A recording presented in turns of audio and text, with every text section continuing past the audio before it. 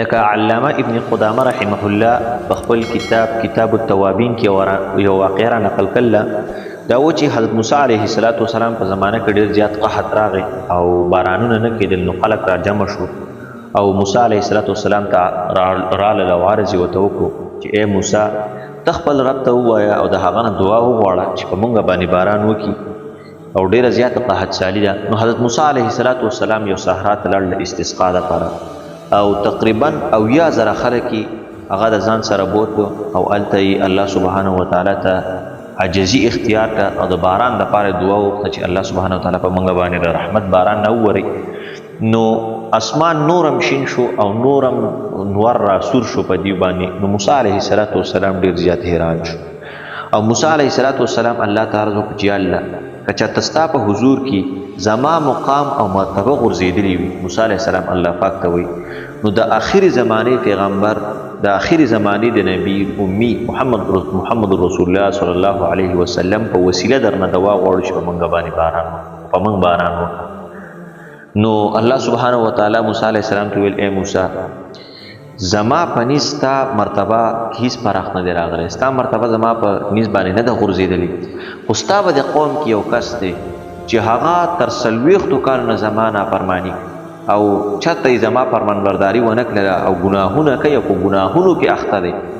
د هغه په وجه باندې زه په تاسو باران نشم کولی. هغه ته ووایه چې دې مجلس نه وځي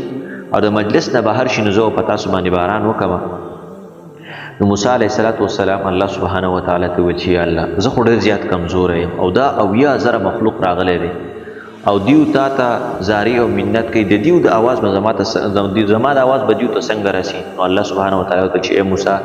ته د خپل قوم ته اعلان وکړه او باقي زمونږ کار دی ستا اواز رسول. نو موسی علیه السلام د خپل قوم ته متوجه شو او ودرېدو او دا اواز یې وکړو یا ایها العاصي ای ګناهګاره الذي له 40 سنة يعصي ربه اقسمت عليك ان تخرج من بيننا. موسی علیه السلام چې کوم دی خپل قوم ته متوجه شو وی ولته او دقه کس ته پکې متوجه شو او دی ورته ویل چې یا ایها العاصي ای هغه ګناهګار بنده چې د 40 کال دی الله سبحانه وتعالی نافرماني کوي، زه تعالی قسم در کوم چې دې سپورونه وځه ځکه چې ستا په وجه باندې الله سبحانه وتعالی په موږ باندې باران نه کوي. موسی علیه السلام د خپل امتی له قسم ورکړو چې وځه دې سپورونه. د ګناهګار سړی چې کله دا اعلان واورېد نو دی په دې سټ کې راپاڅېد او ودرېد. ده چې وکتل نو د مجلس نه هېڅوک هم بهر ونه وتل او لا نړل. نو دی پوه شو چې دا ګناهګار واقعي زه یم او الله سبحانه وتعالی زه د موسی علیه السلام ته یاد کړی. نو د دا سوچ کو کړه سپور نه وزم نو په بني اسرائیلو کې به زره ټول نه زیات رسوا سړی شم او سبا له به خلک بیا ما یادوي زه به ټول نه زیات رسوا یم، زه د وسته د مجلس نه وتم او که نه وځم نو دومره مخلوقات راغلي دي او زما د لاسه به دې باندې د موسی علیه السلام باندې قوم باندې باران نه کېږي. نو په خپل ځای باندې کېناست او څادر یې په ځان نه واچوه او الله سبحانه وتعالی ته متوجه شو او دا دعا یې وکړه الهي اعصیتک 40 سنة فامهلتني جئتك تائبا فقبلني. چې یا الله زه ما تر 40 کال نه چې کوم دی ستا نافرماني کړې 40 کال نه ما ګناهونه کول خو تا ما ته ای ربه مهلت راکړو، اوس زه تا ته توبه وباسم زما را توبه قبوله کړه. یعنې زه تا ته د خپلو ګناهونو نه توبه وباسم زه به دا ګناهونه نور نه کوم. د 40 کال نه دې ماله چې څنګه مهلت راکړلی دغسې نن ما ته زما دا ګناه معاف کړه او ما ته بخشش وکړه. دا خبره د لاکلي نه و روایتو کې راځي چې الله سبحانه وتعالی په اسمان کې وریځه راوسته او ډېر شی باران یې د موسی علیه السلام په قوم باندې وکړو، په شیبو باران یې ووره او موسی علیه السلام حیران شو او الله سبحانه وتعالی ته عرض وکړو چې یا الله د دې مجلس نه خو څوک وتي بهر ته نه دي او تا وویل چې په ستا به د قوم کې ګناهګار سړی د هغې د وجې نه باران نه کوم، هغه ته وایي چې وځه. نو هغه خو وتی هم نه دی او تا په موږ باندې دومره باران وکړو. الله سبحانه وتعالی موسی علیه السلام ته چې ای موسی سقیتکم بالذي به منعتکم، چې ای موسی د هغه کس په وجه ما په تاسو باندې باران وکړو، کم کس په وجه باندې چې ما په تاسو باران بند کړی و، د هغه په وجه باندې ما په تاسو باندې باران وکړو. الله سبحانه وتعالی شان ته ګوره. نو ویل چې هغه څنګه؟ نو الله سبحانه وتعالی ورته وویل چې هغه ما ته داسې توبه او په عاجزۍ سره ما ته توبه ویستله او ځان یې راته حواله کړو، د هغه ګناهونه ما معاف کړو او د هغه په وجه باندې ما په تاسو باندې باران وکړو. موسی علیه السلام ورته وویلو ویل یا الله پاکه ماته خو راوښیه چې دا څوک دی چې دا دومره ګناهګار و. نو الله پاک ورته وویل چې په حالت د ګناهګارۍ کې مې چاته نه رسوا کړی ای موسی، اوس یې ما ته توبه ایستې ده، ما ورله ګناهونه معاف کړي، زه یې اوس هم چې کوم دی چاته رسوا کوم نه په دنیا باندې. نو الله سبحانه وتعالی څومره غفور رحیم ذات دی چې د 40 کالو نه ګناهګار و، خو الله سبحانه وتعالی ته یوه جمله وویله، په هغه یوه جمله په سر باندې الله سبحانه وتعالی د هغه ټول ګناهونه معاف کړو او هغه ته یې بخشش وکړو. نو الله سبحانه وتعالی ډېر غفور رحیم ذات دی. دغسې یو بل امام ترمذي رحمت الله علیه په خپل کتاب کې یو واقعه نقل کړله، هغه وایي چې حضرت عبدالله ابن عمر رضی الله عنه فرمایي چې ما دا واقعه د نبی علیه السلام نه وپېره اورېدلې ده. په بعضو روایتونو کې راځي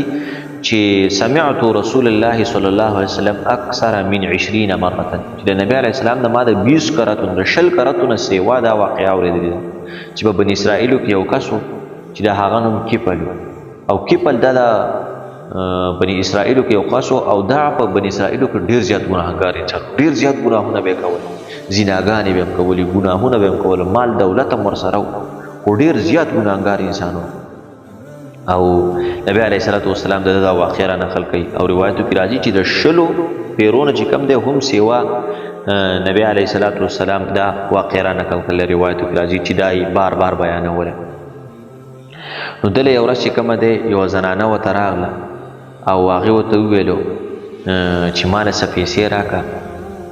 او مجبوره وه د پیسو ورته ضرورت و. نو د کیپل والا چې کوم د 80 دیناره ورکړو، کیپل ورته وویل چې دا 80 دیناره در درکوم، خو په یو شرط کې در درکوم چې زه به ستا نه خپل حاجت پوره کوم. ښځه ډېره زیاته سخته مجبوره وه، بس ایسته تیاره شوه دې خبرې ته. چې کله کیپل د زنا اراده وکړه او دې ته رانږدې کېده نو ښځه په ژړا شو. نو دې کیپل ته تپوس وکړو چې ولې ژاړې؟ نو دې زنانه ورته وویل چې ما مخکې چاته د زنا دا کار نه دی کړی او چاته ما ځان چاته دومره بې حیا کړی نه دی، خو اوس ډېره سخته مجبوره یم، د دې مجبورتیا د وجې نه ژاړم، نو ما به تا ته ځان چاته داسې بې حیا کړی نه وي، خو اوس مجبوره یم. نو ذوالکفل چې کله د هغې دا حالت ولو دا مجبوري، نو ذوالکفل ورته وویل چې د الله د رضا لپاره دا دینار واخله او ته ما د نن نه پس معاف کړې. ذوالکفل چې هغه زنانه ته وکتل چې داسې پاکه زنانه هغه ما ته مجبوره شوه، نو په دې زړه کې چې کوم دی یو رحم راغی، هغې له ایسته هغه 80 دیناره ورکړه او ورته یې وویل چې ته بس ما معاف کړې. او کیپل چې کوم دی دومره په دې یوې زنانه د لاسه دومره حق ته راواوښتو چې کیپل قسم وخوړ چې لا والله لا اعصي الله بعدها ابدا، چې د نن نه پس به زه چرته د الله سبحانه وتعالی نافرماني نه، دا قسم یې وخوړ چې نه به نور ګناهونه کومه، نه به زیناګانې کومه، نه به یو بل د ګناه کار کوم چې په هغه باندې زما ناراضه کېږي، دا کارونه به زه چرته هم نه کوم. توبه یې ویستله چې لا اعصي، نن نه پس به هېڅ قسمه ګناه نه کوم. نو روایتو کې راځي چې هم په دقه شپه باندې دا کیپل وفات شو، مړ شو. چې کیپل مړ شو، سهار چې خلک راغله د کیپل دروازې له، چې د کیپل په دروازه به څه لیکلی شوي، نو د کیپل په دروازه باندې لیکلی شوي چې ان الله قد غفر للکفل، چې بېشکه الله سبحانه وتعالی کیپل ته مغفرت او بخښنې ورته وکړه. د یوې زنانه چې د الله سبحانه وتعالی د رضا دپاره یې هغې له هغه روپۍ ورکړې او دغه قسم یې وخوړ چې نن نه پس به زه ګناهونه نه کوم او ګناهونه مې پرېښودل، بس الله سبحانه وتعالی ته هغه غوڼ ګناهونه معاف کړل. چې روایتو کې راځي په بني اسرائیلو کې د زیات ګناهګار انسان او ټول عمر یې ګناهونه کړي وو، چې الله سبحانه وتعالی ته توبه ویسه، الله سبحانه وتعالی د هغه ګناهونه معاف. نو الله سبحانه وتعالی ډېر غفور رحیم ذات دی، خو چې بنده هغه الله سبحانه وتعالی ته عاجزي اختیار کړي او هغه له راشي لاس د هغه په در کې اوچت کړي وجاړي ورته، الله سبحانه وتعالی د هیڅ چا لاس هم هغه تش نه بولي. الله سبحانه وتعالی د خپل بندګانو له یوه بانه ګوري چې یوه بانه جوړه شي او د خپل بنده چې کوم دی په دې باندې وبخي. نو که موږ تاسو سوچ وکړو که نه لږ عملونه الله سبحانه وتعالی زموږ ته لپاره د ثواب لوی ذریعې ګرځوي، دا ولې چې دا بندګان نیک عملونه وکړي چې د قیامت په ورځ ته په جنت کې لوی درجې میلاو شي. لږ عمل وکړي، په روژه کې نفل وکړه د فرضو برابر، په روژه کې یو فرض وکړه د اویا فرضو برابر. دغسې هر څه عمل عام ورځو کې هم داسې ذکر او اذکار الله سبحانه وتعالی مقرر کړي دي خپل بندګانو لپاره چې هغه ذکر دی وکړو، نو ډېر ثوابونه دي وي، داسې ثوابونه دي وي چې فرشتې لیکلی هم نشي چې د دې کلمې بدل کې د دې انسان دومره ثواب ولیکلی شو، لیکلی هم فرشتې نشي. دومره لوی لوی ثوابونه الله سبحانه وتعالی د خپلو بندګانو دپاره تیار کړي دي. دا څه وجه ده چې الله سبحانه وتعالی د خپلو بندګانو دپاره یوه بهانه ګوري چې دا حق ته راواوړي، د ده زه بخشش وکړم، خو چې بنده په ځان کې عاجزي پیدا کړي. نن موږ خلک چې کوم دی د الله سبحانه وتعالی په نافرمانۍ په نافرماني پسې نافرماني، په ګناه پسې ګناه، په ګناه پسې ګناه، موږ د الله سبحانه وتعالی زموږ په زړه څه یره هم نشته چې موږ د الله سبحانه وتعالی نه ویرېږو، د هغه د عذابونو نه ویرېږو، د هغه د پکړ نه ویرېږو چې الله سبحانه وتعالی څومره لوی خپل بندګان رانیولي چې هغوی به ځان ته څه ویل. عاد او ثمودیان ته ما تاسو وکړو چې هغه څومره مضبوط خلک وو چې په یو بل پسې به دا کجور راایستې او پیغمبرانو ته به یې ویل چې تاسو چې کوم رب دی او کوم عذاب وایي هغه دې راولي، موږ سره څوک مقابلې کولی شي. واقعي چې هغه وو مضبوط پیدا کړي چا او تخلیق یې چا کړی اخو رب کړی و. الله سبحانه وتعالی څنګه هلاک کړي قرآن کې الله تعالی چې د راوښکلی شوو کجورو په شانتې چې کوم دی بیا پراته. الله سبحانه وتعالی ډېر غفور رحیم ذات دی، ګوره ډېر قهار او جبار ذات هم دی، بدله اخیستونکی ذات هم دی.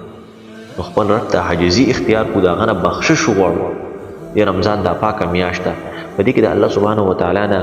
ډېره بخښنه وغواړو چې الله تعالی زموږ او ستاسو ګناهونه معاف کړي، دنیا او آخرت زما او ستا اخیسته کړي. هغه اخرني زندګي چې کومه د مرګ وخت هغه زما او ستا په ایمان سره کړي، او هغه ابدي زندګي چې د مرګ نه پس کومه زندګي ده هغه زما او ستا اخیسته کړي. الله سبحانه وتعالی دې په دې خبرو باندې موږ او تاسو ته د عمل کولو توفیق نصیب کړي. وصلی الله تعالی علی خیر خلقه محمد و آله و صحبه اجمعین برحمتک یا ارحم الراحمین.